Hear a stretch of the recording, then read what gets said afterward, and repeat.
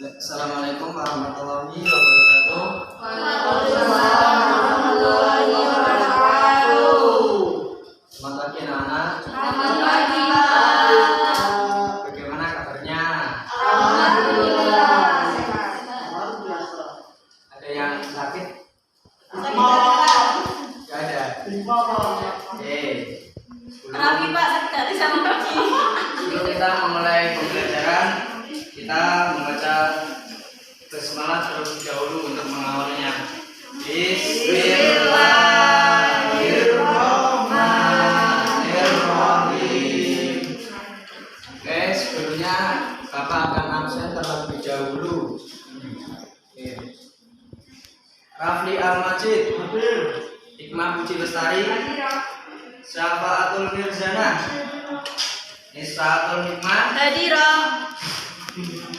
Nurul Baiti, Iltiqatul Amirah. Oke, ini semua ya anak. Alhamdulillah.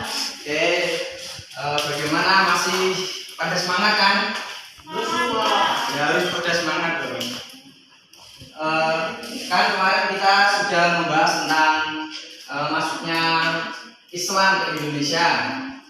Seperti ada teori Gujarat, teori Persia, teori Cina. Nah, sekarang ini kita membahas tentang peran Wali Songo di Indonesia. Oke, di sini kita akan membahas tentang peran Wali Songo. Siapa yang tahu Wali Songo itu siapa saja? Wali Songo itu apa? Ada yang tahu nggak? Siapa? Gimana nggak? Menyebarkan Islam di Jawa. Oh ya. Oke, kita akan membahas tentang peran Wali Songo. Sebelumnya kita akan membacakan kompetensi dasar. Di sini ada menghayati nilai semangat berdakwah yang dilakukan oleh para Wali Songo. Yang kedua, mengamalkan sikap kerja keras, jujur, bertanggung jawab, dan mengajak dalam kebaikan. Yang selanjutnya ada menganalisis biografi Wali Songo dan perannya dalam mengembangkan Islam di Indonesia. Selanjutnya menyajikan analisis strategi dakwah yang dikembangkan oleh Wali Songo. Terus tujuannya kita nanti akan diharapkan mampu mengidentifikasi nama-nama tokoh Wali Songo itu siapa saja, lalu biografinya secara singkatnya itu seperti apa, lalu bagaimana peran Wali Songo di dalam mengembangkan Islam di Indonesia, lalu bagaimana strategi dakwah yang digunakan dalam mengembangkan Islam di Indonesia, terutama di Jawa, karena di Jawa ini dikenal sebagai penganut agama yang sangat kuat. Lalu bagaimana kita meniru sikap semangat dakwah yang dilakukan oleh para Wali Songo. Ini indikator yang diharapkan pencapaian kompetensinya ada C4, mampu mengidentifikasi, ada mampu meneladani, dan mampu mengimplementasikan dakwah Wali Songo pada konteks ini. Ini ada gambar Wali Songo ya. Di sini kita mempelajari ini gunanya apa, manfaatnya apa. Di sini kita sebagai seorang muslim atau muslimah hendaknya kita berdakwah atau menyebarkan ilmu yang kita miliki, kita amalkan di dalam kehidupan sehari-hari. Oke, selanjutnya di sini ada yang pertama, Maulana Malik Ibrahim. Ini Sunan mana? Ada yang tahu? Ada yang tahu atau enggak? Mana? Gresik. Betul, tepuk tangan untuk Hikmah. Di sini Maulana Malik Ibrahim atau Sunan Gresik itu berasal dari Turki, dan beliau mengajarkan agama Islam di daerah Gresik dan wafat di Gresik. Yang kedua ada yang selanjutnya itu strategi dakwahnya. Yang pertama beliau putrinya itu diperistri oleh Raja Majapahit, akan tetapi ternyata belum bisa mencapai apa yang menjadi tujuan dari Maulana Sunan Gresik itu. Langkah selanjutnya merupakan mendirikan pesantren. Selanjutnya ada Sunan Ampel, Raden Rahmatullah. Di sini juga mendirikan pesantren dan menggagas berdirinya kerajaan Islam. Kerajaan Islam pertama kali ada di mana? Ada yang tahu? Islam. Kerajaan Islam yang pertama di Demak. Di Demak. Siapa rajanya yang pertama kali? Raden. Raden Fatah. Oke. Ini nanti ditulis ya. Nanti dirangkum. Nanti ada yang mempresentasikan apa yang kita pelajari pada hari ini. Selanjutnya ada Sunan Bonang atau Maulana Makhzum Ibrahim. Strateginya menggunakan pewayangan. Terus ada tembang durma atau macapat. Pasti tidak asing kalau dengar kata wayang ya. Ya. Wayang ini juga dilaksanakan atau dilakukan metodenya oleh Sunan Kalijogo. Siapa namanya? Raden Masyahid. Menggunakan gamelan. Terus di sini kan ada waktu itu tradisi membakar menyan. Sebelumnya itu tidak membakar menyan, tapi membakar mayat, sehingga tradisi itu diubah oleh Sunan Kalijogo menjadi pembakaran menyan sebagai wangi-wangian. Di sini ada seni batik, seni suara, dan seni pahat. Ini merupakan strategi dakwah yang dilakukan oleh Sunan Kalijogo. Di sini ada Sunan Giri Ainul Yakin juga mendirikan pondok pesantren sebagai strategi dakwah dalam mengembangkan agama Islam.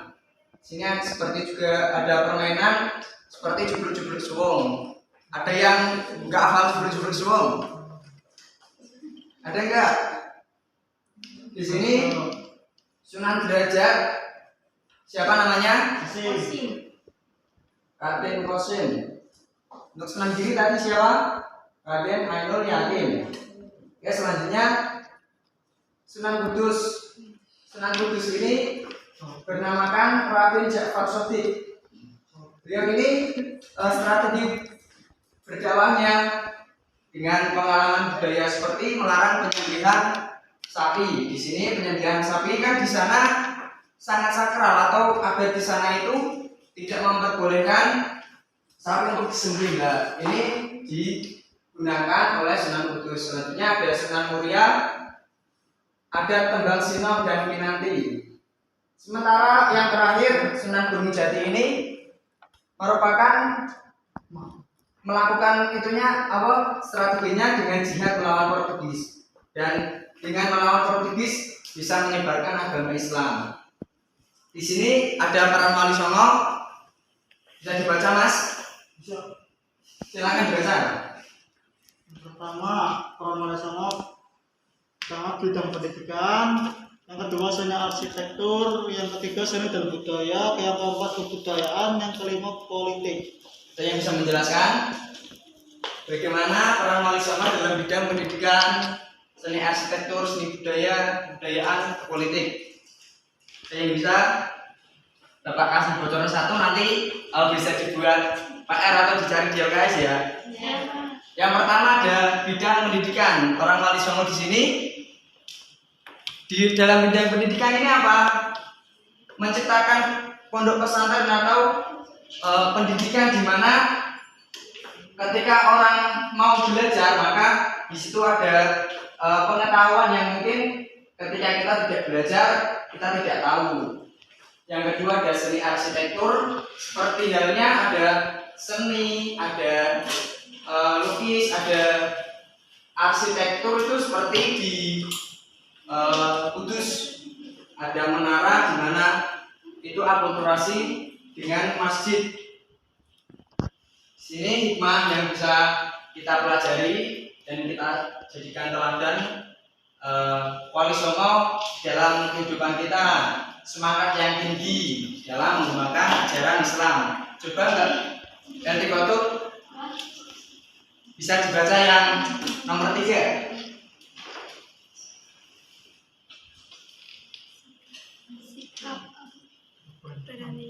keikhlasan.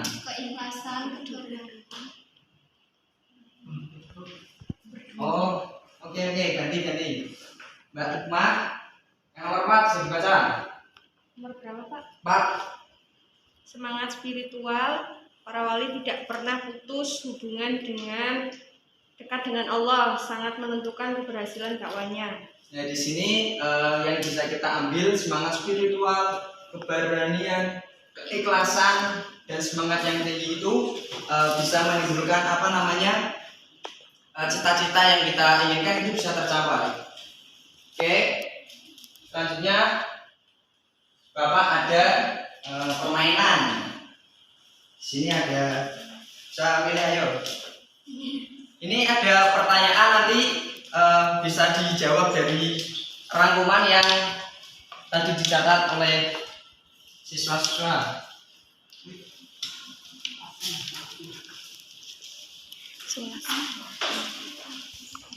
Oke, bisa dibuka.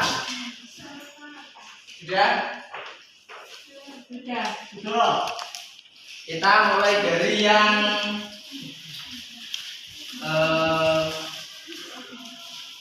paling depan yuk, Mbak Safaatul.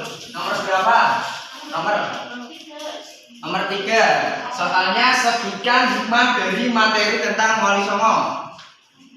Jawabannya dalam dakwah membutuhkan perjuangan, kesabaran, dan keikhlasan.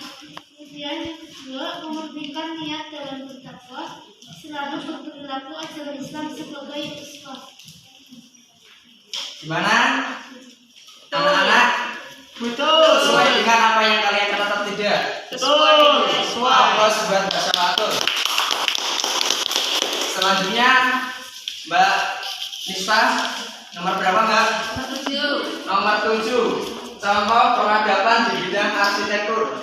Inovasi tempat ibadah seperti akulturasi, masjid, dan menara kudus, dinding bangunan di Cirebon, seni lukis, dan corak Cina. Oke, tepuk tangan untuk Mbak Nista. Oke, selanjutnya itu bisa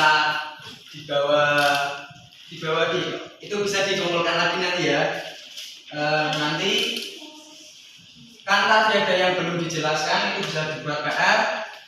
Selanjutnya rangkuman tadi, siapa yang mau merefleksikan pembelajaran hari ini? Ya, siapa? Silakan. Salah satu ayo. Simulan. Ayo. Enggak baik mas, silakan. Ayo seadanya nggak apa-apa. Yang dapat saya simpulkan dari pembelajaran hari ini bahwa Wali Songo adalah seorang wali yang menyebarkan agama Islam di Indonesia, khususnya di Pulau Jawa, yang mana kita ketahui itu ada 9. Kemudian di mana para wali ini menggunakan strategi dakwah dengan pendekatan budaya, kemudian pendidikan, arsitektur, dan lain sebagainya. Oke, tepuk tangan untuk Mbak Hikmah. Oke, di sini ada banyak hikmah yang bisa kita ambil. Tentunya kita harus dapat mampu meneladani dan bisa menerapkan dalam kehidupan kita dalam sehari-hari. Baik itu kita dalam kesusahan, ketika kita dalam masa-masa perjuangan, kita harus ingat bahwasanya sebelum kita di sini bisa duduk-duduk santai, dulu Wali Songo mengajarkan dengan sebelum kan ada misalnya pada masa Nabi Muhammad harus dengan perang, namun kita sekarang bisa enak belajar gitu ya, harus kita syukuri. Lalu tugas yang akan datang seperti yang tadi Bapak sampaikan ya, tadi yang belum dijelaskan itu 2 PR. Lalu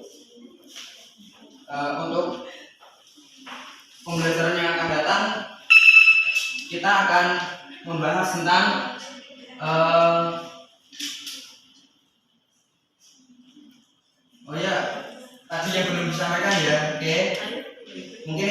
bisa Bapak sampaikan, kurang lebihnya Bapak mohon maaf. Kita tutup dengan membaca hamdalah bersama.